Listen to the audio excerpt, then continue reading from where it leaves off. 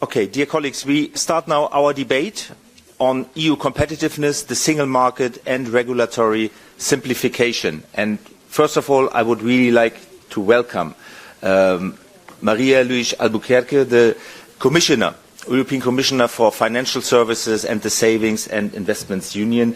It's not only a pleasure that you are here and an honor. I know that you accepted at short notice to come to us, and we very much appreciate that you have found the time to participate in this debate. We will also have Mr. Mikhail Baranowski, the Polish Undersecretary of State from the Ministry of Economic Development and Technology, who is connected remotely. But once again, thank you very much for coming, and also congratulations on the start of your mandate. I think under your portfolio you are working on some of the critical tools needed to advance sustainable European competitiveness. The ESC, dear colleagues, has long advocated for a strong, integrated and forward-looking single market. We need a market that serves a European economy for the many and not the few. And our opinions debated today on the assessment of the Letta and Draghi reports and on the competitiveness of the EU small and medium-sized enterprises clearly highlight the pressing need to enhance the attractiveness of our economies while ensuring that our regulatory frameworks remain effective and fit for businesses, workers and citizens alike. At a moment where the EU faces increasing global pressure, we must take decisive action to strengthen our global economic position. However, this should not come at the expense of environmental sustainability, workers' rights or regional balance.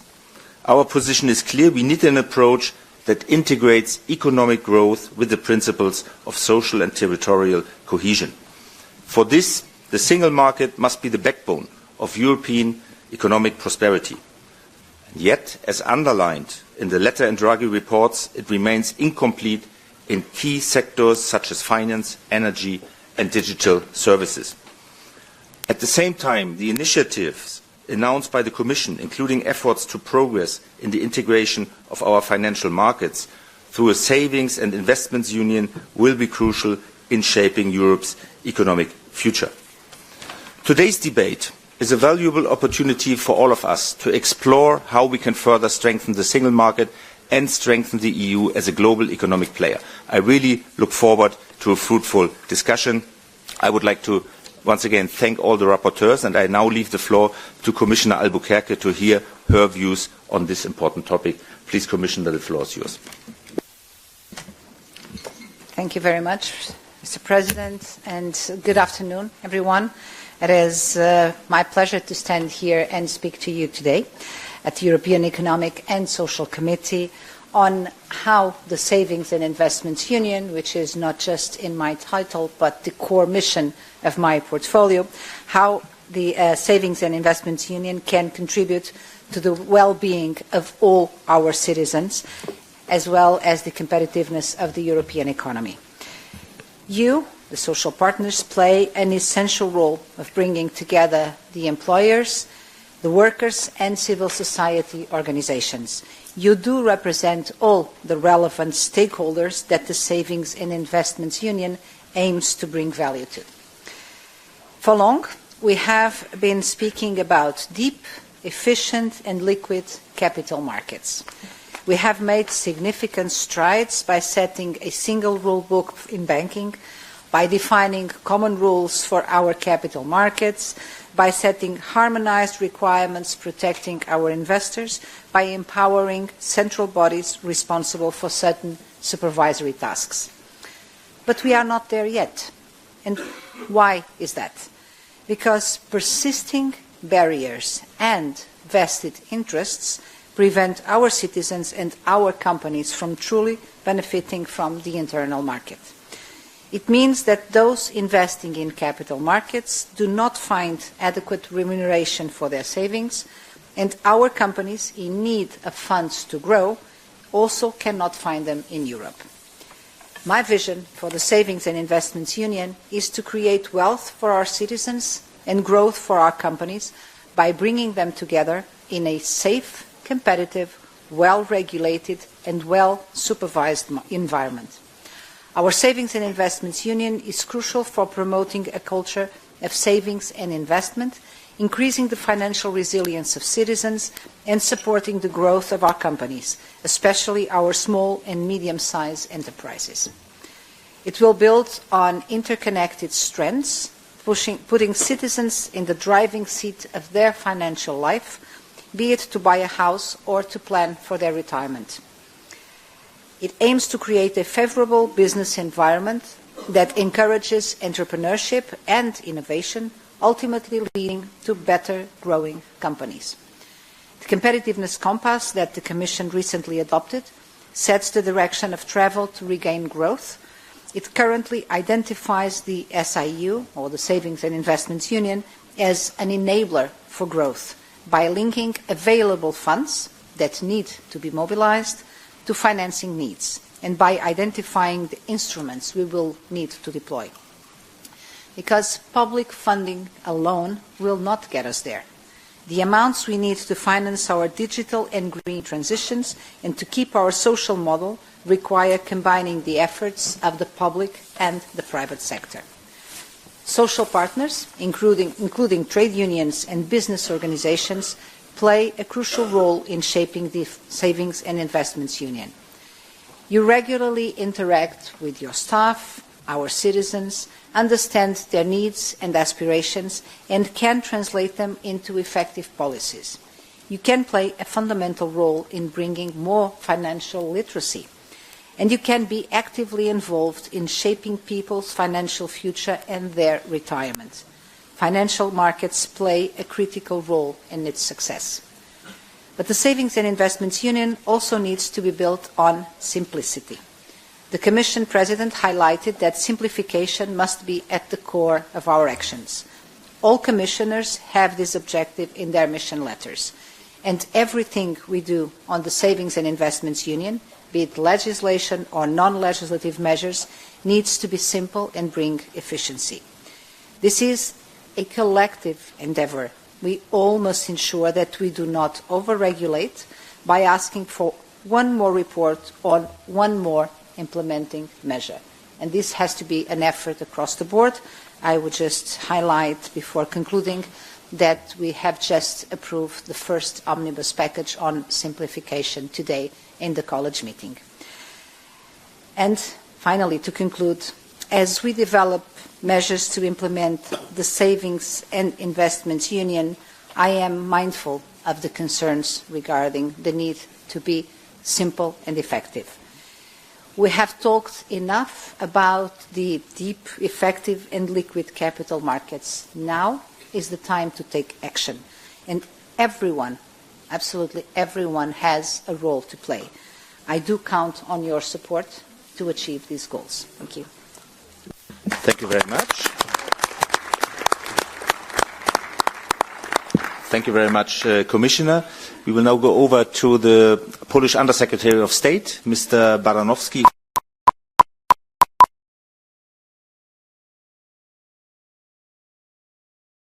The competitiveness of the EU's SMEs is an exploratory opinion requested by the Polish presidency. So please, Mr. Baranowski, the floor is yours for 5 minutes.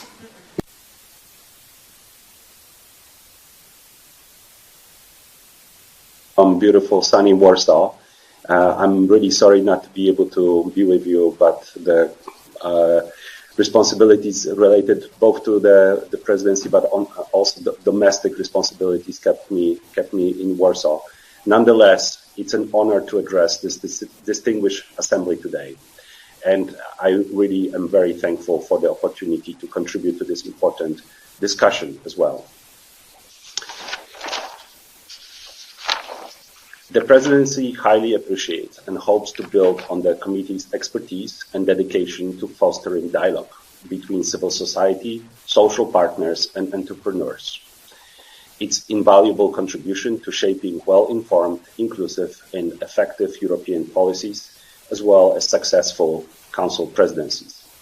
In this context, I wish to point out the previous opinions concerning energy-intensive industries and services adopted by EESC at the request of the Polish presidency under the Compet Council. The opinions were presented at the internal market and industry groups and received positive reception from the member states and sparked a lively and insightful debate. The urgency of restoring Europe's competitive edge is evident to all of us.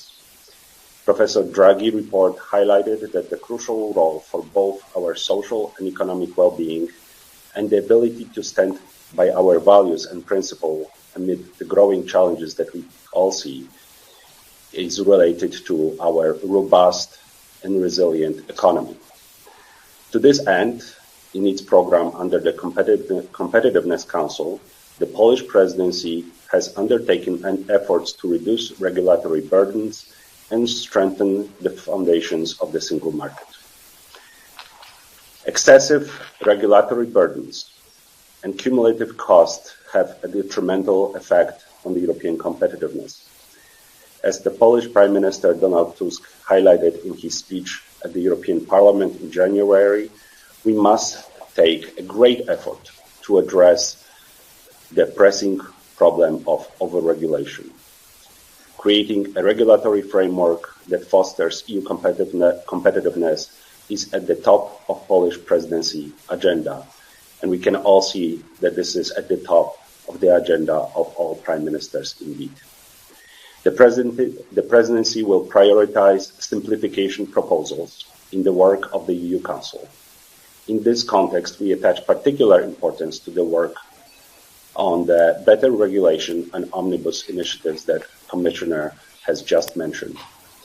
That includes transparent and simple reporting obligations and elimination of overlapping obligations in the EU law. We very much support the Commission's effort to promptly roll out initiatives to simplify EU regulations, shorten procedures, and reduce reporting obligations, especially for SMEs. It is important to incorporate in the process the perspectives and inputs of stakeholders, particularly those of the business community. I know this is happening in Poland and across all of our member states. Professor Draghi's report highlighted the importance of coordinating competitiveness and decarbonization efforts. To this end, the rules for implementing energy and climate policies should be made more flexible, while ensuring that social, environmental, and consumer safety standards are not compromised. Excessive regulation is a major barrier to investment, of course. No less important is the full implementation of the single market as prerequisite for the EU competitiveness. The Polish presidency attaches utmost importance to the freedom to provide cross-border services. For years, the European services sector has faced a deadlock. The untapped economic potential of removing of all barriers is estimated at between approximately 300 and 450 billion euro.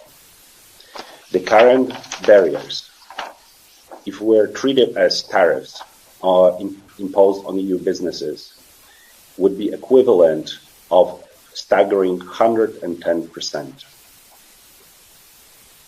The role of this assembly in championing the EU competitiveness policy is all the more relevant as the key expectations of business and member states are aligned. At the same time, it serves as a platform to ensure a proper balance with the need to maintain high climate, environmental, labor, and social standards already achieved. I very much look forward to our debate, and I very much join the Commissioner's call for working together on achieving this important process that has to, in the end, result in much more competitive EU. Thank you very much.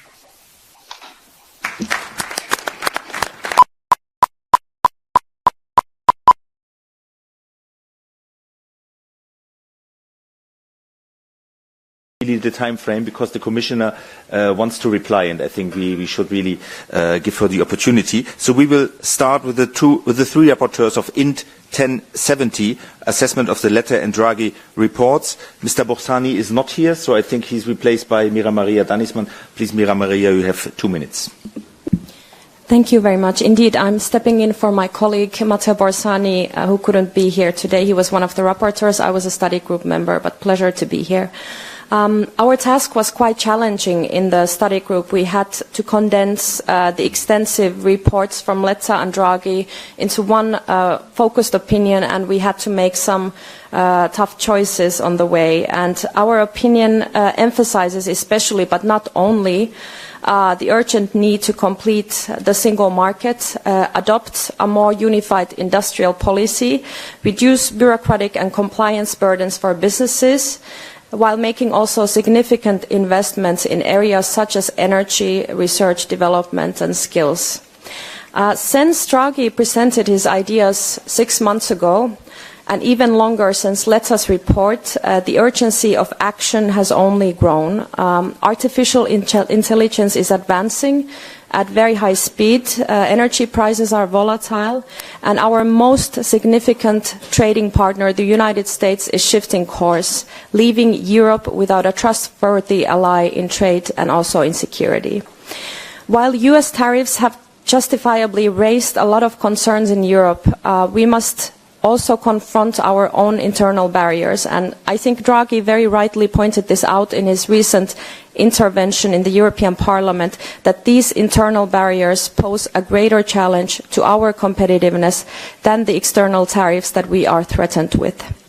The Internal Monetary Fund is estimating that our internal barriers in our single market equate to a 45% tariff on manufacturing and 110% on services, while the EU's average external tariff is just 3%. So our greatest obstacle is not necessarily the external pressures, it is our own overregulation, protectionism and reluctance to integrate, harmonize and simplify. To change this course, we, all of us, must take collective responsibility for Europe's future and competitiveness and bring the necessary reforms from reports to reality. Thank you. Thank you very much, Mira Maria. Come now to the second rapporteur, Stefano Palmieri. Please, Stefano, you have 2 minutes. Thanks, Mr. President. I will speak in Italian, so please take your headphone.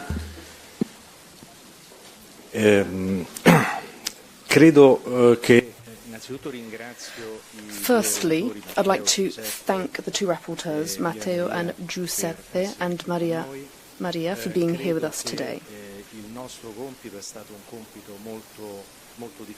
We had a difficult task, trying to bring together more than 700 pages worth of works. That was very difficult.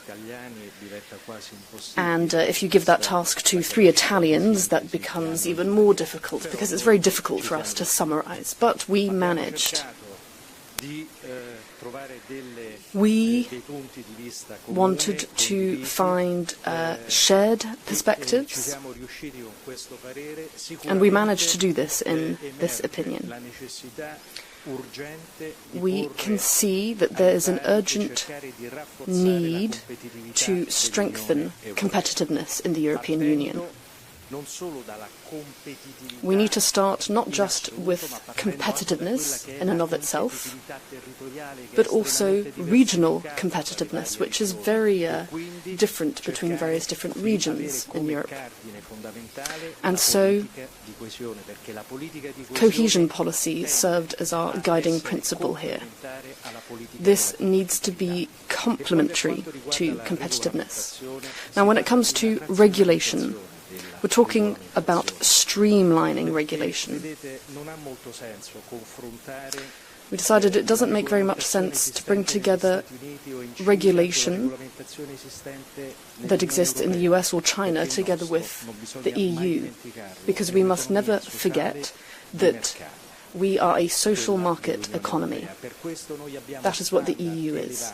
This is why we have such high standards from an economic, social, perspective and environmental perspective, and that is our point of strength, not our point of weakness. Now over to Giuseppe Guerini. Thank you very much. I go directly in Italian. Avete le cuffie, quindi You've already got your headphones on, so I will continue speaking Italian. Thank you, first of all, to our Vice President, Teresa Ribera. In Europe, we have a challenge of striking a balance between industrial policy, competitiveness, and defending our social and economic model in Europe. Now, the success of the single market is due to the rules that Europe has managed to establish, particularly when it comes to state aid. However, we need to update these rules. They need to be adapted to the strategic objectives when it comes to the digital transition and defending our social model, as well as helping vulnerable people and protecting companies.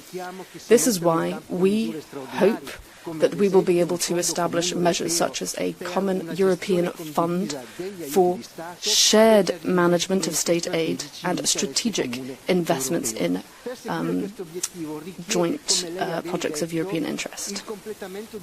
As has already been said, we need to also include a banking union. We need to incentivize European savers to invest in Europe.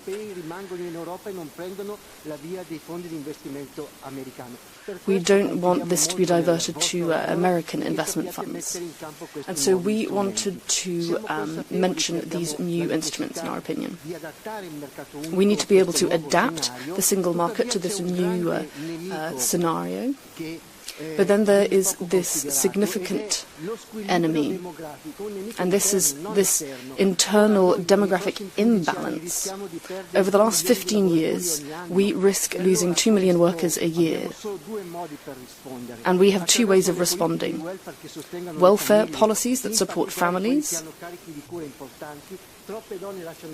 Too many women are having to leave their jobs because there is a lack of welfare. And the second is an immigration policy that needs to be honest and capable of bringing workers to Europe. Thank you. Giuseppe, and now over to Paul Rübig to present his opinion on the competitiveness of EU's SMEs. Please, Paul, the floor is yours for 2 minutes. First of all, many thanks to the European Commission. Omnibus 1, Omnibus 2, you're really working hard. Congratulations, I think it's the right direction from a new group of commissioners who are ready to help to understand what European wants to have. We want to have standards, but we don't like to have too much reporting work, which maybe is not read from anybody. We all know that in the last legislative period, we had altogether 13,000 legal acts. 13,000 legal acts. So I'm coming out of the SME area. So how can I follow 13,000 legal acts?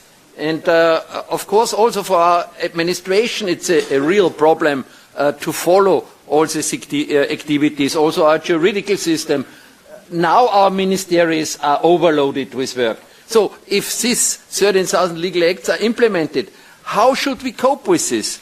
And if you look to the future, in the register of the European Commission, it lists newly 470 pending legislative acts. 470 legal acts. And for the Commission staff, they are preparing 413 implementing acts and 57 delegated acts. And then the projects which comes from the Commission President, it's 160 new projects which should be governed between 24 and 29. That's too much. Sorry. We want to keep the standards, but we can't cope with the burden of reporting, of getting everything to the public. For the SMEs especially, we need it in plain and easy national language. If you ever have read a credit which you have to sign, 60 pages, and if you buy a car, 12 pages, normal people don't understand, and that's why Europe is bureaucratic. That's what we want to change. Thank you. Thank you very much, Paul. Now we come back to the Commissioner. Please, Commissioner Albuquerque, the floor is yours for your replies.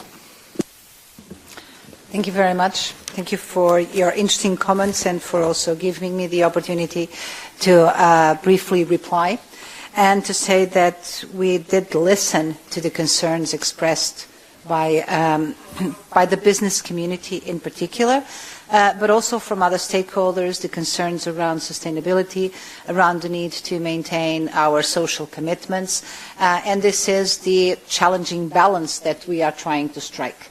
I would emphasize and defend that reporting is necessary, because without reporting we cannot know the direction of travel and whether our targets are being met or not. So I emphasize that we do need reporting, but we can certainly find the necessary information with lighter reporting than the one we have put in place.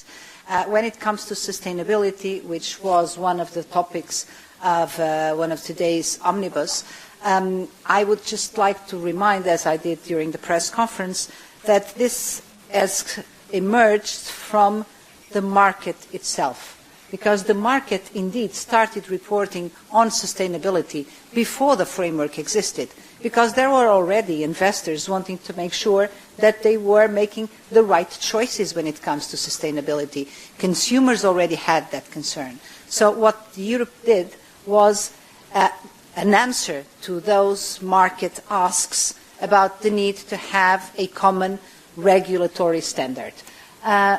Then we probably made it overly complicated, and there were also unintended consequences, and that is what we are addressing now, on top of the fact that we all identify now not only the urgency, but the pressing need to face or to improve the European competitiveness. But I would like to highlight that when we talk about sustainability, what we are really talking is about the need to preserve quality of life for our citizens. That is what we are talking about. It's not about abstractions. It's not about the planet. It's about humans living in the planet and trying to have a better quality of life. People wanting to be healthier, having healthier food, being more protected from extreme weather events. That is what we are talking about. And when we talk about competitiveness, it's also about the people. We want our businesses to strive because we want them to be able to add value, to provide the right goods and services, to create better jobs with better salaries. So in the end, whatever we do, it's always about the people, which is something I think that sometimes in our detailed discussions we don't say often enough. It is always for the people and about the people. On the fact that we have too many standards, too much legislation, I should say that some people in Parliament are already complaining that they have yet no legislation to work on. So we need help, right? The Commission needs help. We know that everyone is saying that we complicate everything, but we are only the initiators of the process. So it is really not just in our hands the ability to make it simpler. We are taking the first step, but now we need co-legislators to engage. We need Parliament and Council to help us in this effort to simplify. We need those implementing this on the ground, on Member States, to simplify. We need national competent authorities to also understand the need to simplify. We need people to apply judgment and common sense approach rather than expecting legislation to define specifically what to do in every single situation. We need compliance officers in the companies understanding that 100% legal certainty and zero risk is something that does not exist.